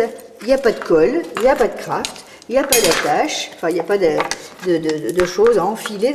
C'est impeccable. Quand vous avez fait ça, je vais hors caméra, je vais fixer tout ça et je vais vous apprendre à montrer comment faire le paquet et puis vous montrer à finir le cadre. Et puis on fera qu'on se quitte, hein, parce qu'on est quand même longtemps ensemble. À tout de suite. Et bien voilà, donc le carton de fond était terminé. On va faire le paquet. J'ai nettoyé mon verre. Alors j'ai un produit comme ça. Puis vous faites comme vous voulez. C'est-à-dire si vous avez un produit pour nettoyer vos vitres en bonne petite ménagère, vous utilisez le même produit. C'est la deuxième difficulté de l'encadrement, c'est d'avoir des beaux verres. Donc vous regardez bien. Il y en a qui travaillent avec des gants, moi jamais, j'y arrive pas. Donc je travaille avec les mains nues. Et puis c'est vrai que quand il faut manipuler, après, où vous prenez le chiffon qui a servi, c'est pas le même que celui de la colle, hein, chiffon spécial. Et puis après vous tenez votre verre comme ça. Donc on va faire le paquet. Ça c'est indispensable. Hein, parce que le paquet va éviter donc le carton de fond, tout ce que vous avez fait comme travail d'encadrement, qu'on a vu depuis tout à l'heure, que ce soit épais ou pas épais, et puis au-dessus le verre. Le paquet qu'on va faire maintenant, c'est indispensable parce que ça va éviter plutôt aux poussières et aux insectes de rentrer dans le cadre au fil des temps. Alors même si en ville, il y a, ce qu'on disait ce midi, il y a moins d'insectes. Alors, vous pouvez mettre 2 pinces, vous pouvez en mettre 4. 2 sont entièrement suffisantes. Je vais mettre les deux mêmes, les vieilles là. Voilà. Alors plus votre paquet est épais, plus il vous faut des pinces qui s'ouvrent. Hein. Celles-là sont tout à fait suffisantes. Une fois qu'on a bien aligné toutes ces épaisseurs, on prend du craft. Alors moi, c'est là que je veux travailler avec mon craft autocollant, sans problème. Il faut évidemment, avant de faire tout ça, que votre vitre soit sèche. Hein. C'est évident que si vous mettez du craft, qu'il soit autocollant ou pas, sur un verre qui est mouillé, ça ne va pas tenir. Alors vous en mettez sur le dessus, donc sur le verso, vous mettez, on va dire, 2-3 mm de craft. Et puis, avec le cutter, vous coupez ce qu'il y a en trop. Moi, je prends toujours mon plioir et j'écrase bien. Hop, comme ça. Ensuite, vous voyez que ça colle bien. Je me mets comme ça. Je prends mon chiffon. Je serre bien mes épaisseurs. Et sur la tranche, déjà, j'écrase mon craft. Ensuite, je retourne et je fais la même chose derrière. Si je veux bien écraser, je redonne un petit coup de plioir. Je fais la même chose en haut. Alors, dans ces cas-là, de temps en temps, il faut soulever la tâche pour ne pas que le craft, ne pas qu'elle gêne le craft. Alors, je refais la même chose. Hein, moi, je le fais à peu près au pif, parce que je sais le nombre de millimètres qui vont couvrir votre verre, en fait, devrait correspondre à peu près à la feuillure de la baguette. C'est ce qu'on appelle la feuillure de la baguette, cette partie-là. Celle-là étant large, j'ai de la marge. Donc la même chose que tout à l'heure, hein. J'écrase, hop, et je rabats. votre cadre est déjà suffisamment bien maintenu pour que vous enleviez les pinces et que vous fassiez la même chose des deux autres côtés. Donc là, je me mets au bord à bord. Je fais ça. Alors, si vous n'avez pas de craft autocollant, si vous avez des principes, faites exactement le même travail, mais avec du craft, celui que je vous ai montré tout à l'heure, le craft gommé, que là, vous allez devoir passer, couper à la bonne dimension et passer sur une éponge mouillée. Je vais faire exprès là, regardez. Je vais mettre beaucoup plus, vous allez voir pourquoi, beaucoup plus sur le verre. Hein, au lieu de mettre 2 mm, j'en ai mis pratiquement 5 là. Facile. Vous allez voir pourquoi. Même travail.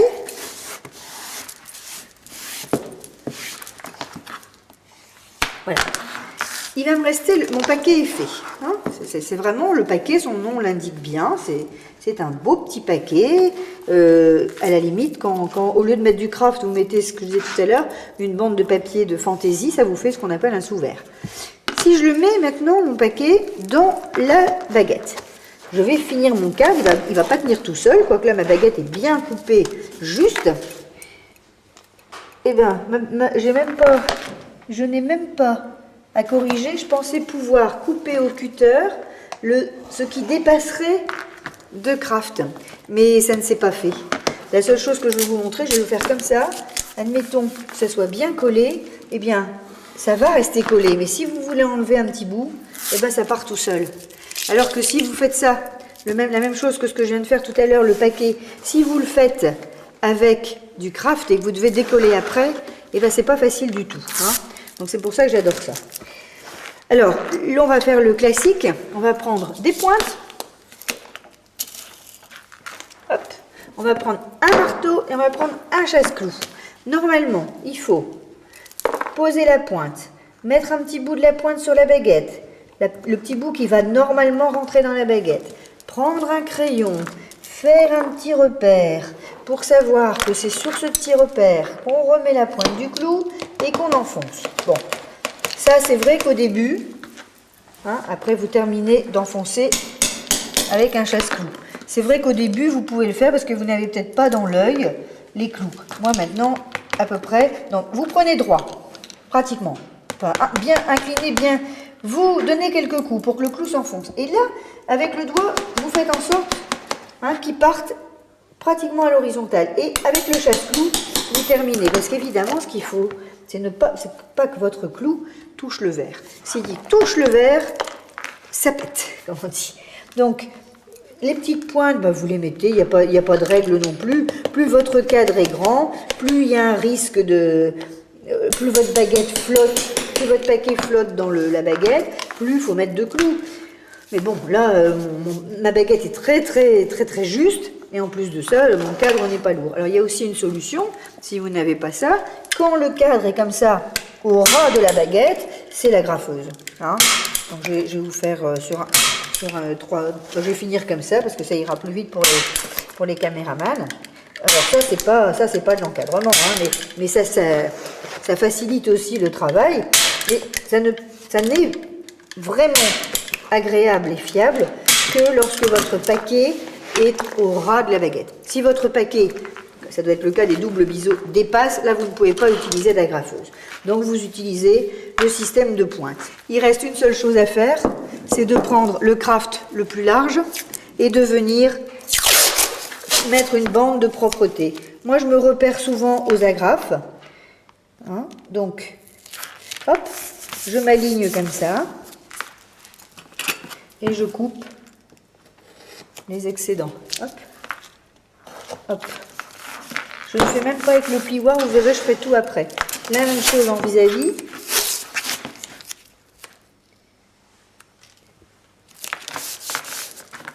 Voilà. Et maintenant, les deux autres côtés. Toujours pareil, si vous n'avez pas de craft autocollant, vous faites ça avec du craft normal. Alors là, j'ai deux solutions. Ou bien je pose à 90 degrés, ou bien alors, là je le fais à vue de nez, mais vous pouvez prendre une règle. Si vous n'êtes pas sûr, vous pouvez couper à 45 degrés pour que ce soit encore une fois plus joli. Ça, c'est vraiment les finitions de propreté. Hein. Que ce soit comme je viens de le poser ou maintenant découpé à 45 degrés, le résultat est le même. Et voilà, votre cadre est fini, vous pouvez l'accrocher au mur. Voilà, donc le cadre est terminé. Donc il y a quand même une petite précaution de dernière minute, on va dire. Hein. Je vous ai dit tout à l'heure, je ne le fais pas tout de suite. Vous écrasez bien votre craft avec votre plioir, hein, pour qu'il soit bien adhésif partout. Voilà. Hein. Et je vous assure que ça ne bouge plus. Ce craft-là ne bouge plus, même dans les salles de bain. Donc votre cadre est terminé. Il est prêt à être accroché au mur. Je pense qu'on a été vraiment complet, hein, pour faire un premier cadre, plus que complet maintenant. Mais ceux qui me connaissent savent que je suis bavarde, alors j'ai du mal à m'arrêter. Alors ça donc c'est mon cadre complet. On a donc fait le simple passe-partout. Hop. On a fait le biseau. On a fait le double biseau. On n'a pas fait le double biseau décalé parce que les explications suffisaient. On a expliqué la simple ouverture droite et on a expliqué l'ouverture droite dépassante. Eh bien voilà. J'espère que tous ceux qui m'ont réclamé et qui m'ont demandé cette cassette sont contents. J'espère leur avoir fait plaisir. J'espère avoir été claire, avoir été explicite, ne pas avoir choqué les personnes qui font de l'encadrement très traditionnel dans mes explications.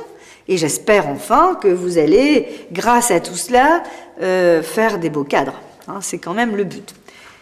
Pour un premier cadre, vous devriez avoir là, tout le nécessaire dans cette cassette que vous pouvez donc visionner quand bon vous semble et autant de fois que vous en avez besoin.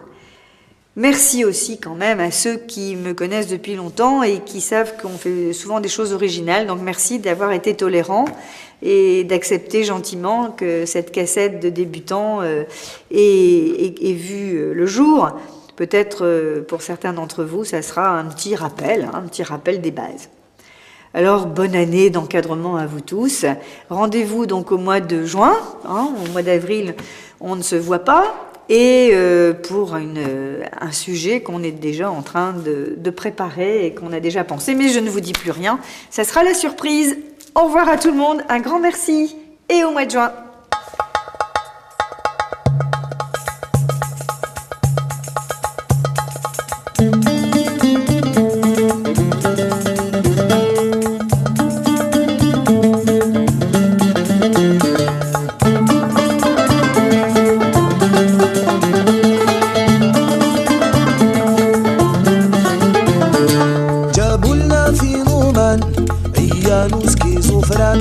عاري وماشي فنان فنيان وبري زيدان ومأهزوج دراري ونديري جادر مية في الهوا اسمها وئام ولد واسمو مداني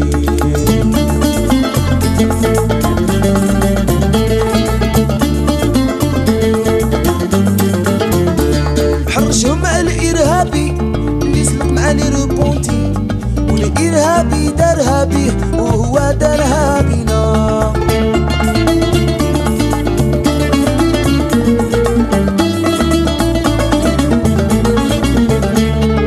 هو يطرش ويروش وانت كأمز وديس هو يجوز ويعبز وانت ركز وفرز شحال نرفض بالشدة يشكل شعرو في السما مخربل يشرب يسهر يخطب عمر طويل لكن حبل بين الوراس والهكار ما تبديخ